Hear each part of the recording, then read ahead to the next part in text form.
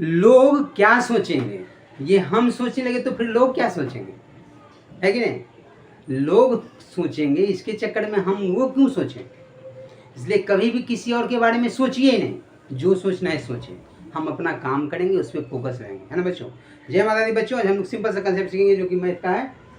Simple सा percentage का question है, आरबी ग्रुप डी 2022 में आया हुआ प्रीवियस ईयर क्वेश्चन है। क्वेश्चन देखिए सिंपल है कि हरि के वेतन में से वह घर के किराए पर 15% खर्च करता है। शेष राशि का 20% बच्चों की शिक्षा पर खर्च किया। मैंने जो पहले 15% खर्च किया किराए पे, अब जो शेष बचा यानी 15% खर्च किया तो बचा कितना, 85%।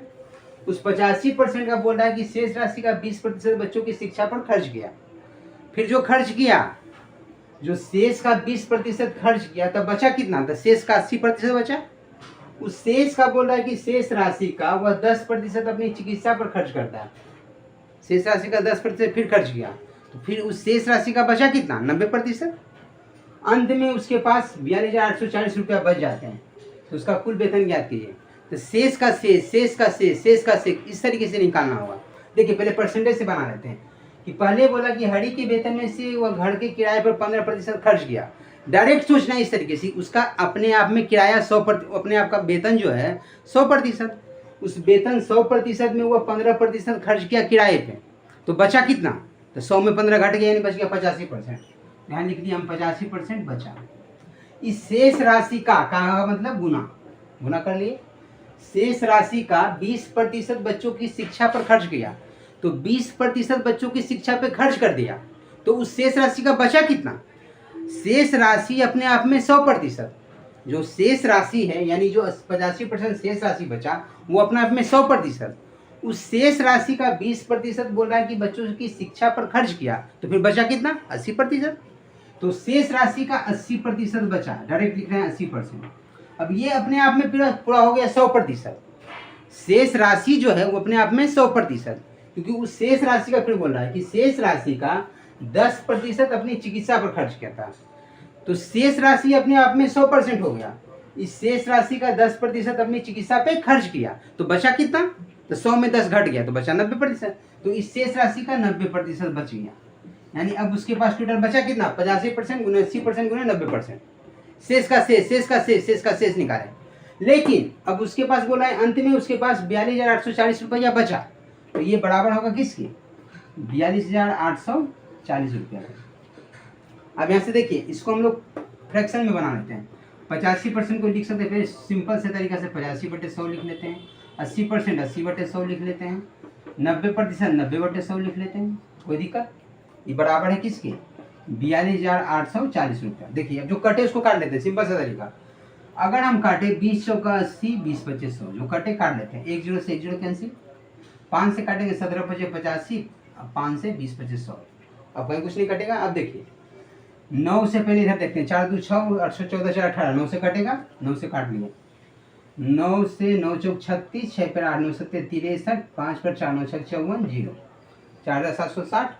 अब 4 से कटेगा क्योंकि लास्ट में 6 0 है, तो 4 से भी काट लेते हैं। 4 से काटेंगे तो 4 एकम 4, 4 एकम 4, 3 पे 6 4 9 36 0, 119 है। 17 से 119 भी कटेगा, 17 गुने 7 119 होता है, 17 7 119 है ना, तो 70 बार में कट गया। तो देखिए यहाँ से अब ऊपर में कुछ बचा, इस साइड कुछ नहीं बचा, इधर ऊपर में कुछ बचा नहीं बचा, 17 से कट गया अभी, 17 से 119। अब ऊपर में कुछ नहीं बचा तो 1 बचा, ऊपर में कुछ नहीं बचा तो 1 बचा। 1 अपने आप में 100% होता है। 1 बराबर क्या होगा, यहाँ से ऊपर में बच गया 70 गुना 20 गुने 5 यानी 100, और यहाँ 10, 70 गुने 1000 यानी 70,000 रुपये। 70,000 क्या होगा, एक का मतलब क्या होता है, एक का मीनिंग समझिए। 100% अगर हम लिखें तो 100% का मतलब 100/100, 100 से 100 कट गया, 1 आ गया। तो 100% बोले चाहे फ्रैक्शन में 1 बोले, अपने आप में 100 मतलब पूरा को दर्शाता है। कि अपने आप में कोई चीज़ पूरा अगर है तो वो 1 को दर्शाता है। आप अपने आप में 1 अकेला है तो पूरा है। 1 जो है पूरा को दर्शाता है, चाहे 100% बोले चाहे 1 बोले, सो भी पूरा को दर्शाता है। तो उसी तरीके से उसका आय अपने आप में 100% या फ्रैक्शन में 1 भी बोल सकते हैं। तो 1 बराबर कितना आ गया, 70,000 रुपये। This is the right answer for this question. Simple सा वे में पहले समझ लेते हैं। क्वेश्चन में बोल रहा है कि वह घर के किराए में 15% खर्च किया, तो अपने आप में यानी उसका वेतन जो है 100% है, 15% खर्च कर दिया तो शेष राशि बचा कितना, 100 में 15 घटा दिए तो 85% बचा, लिखे 85%। अब बोला कि शेष राशि का 20% बच्चों की शिक्षा पे खर्च किया, तो शेष राशि का 20% खर्च किया, शेष राशि अपने आप में 100%, उस 100% में 20% खर्च किया तो बचा कितना, 80%। तो इसका लिखे 85% का 80%। डायरेक्ट यहाँ परसेंट में लिख रहे हैं, परसेंटेज में लिख रहे हैं, यहाँ कुछ करना नहीं है। हम बोले कि 15% पहले खर्च किया किराए पे तो बचा कितना, 85%, तो लिख दिए 85%।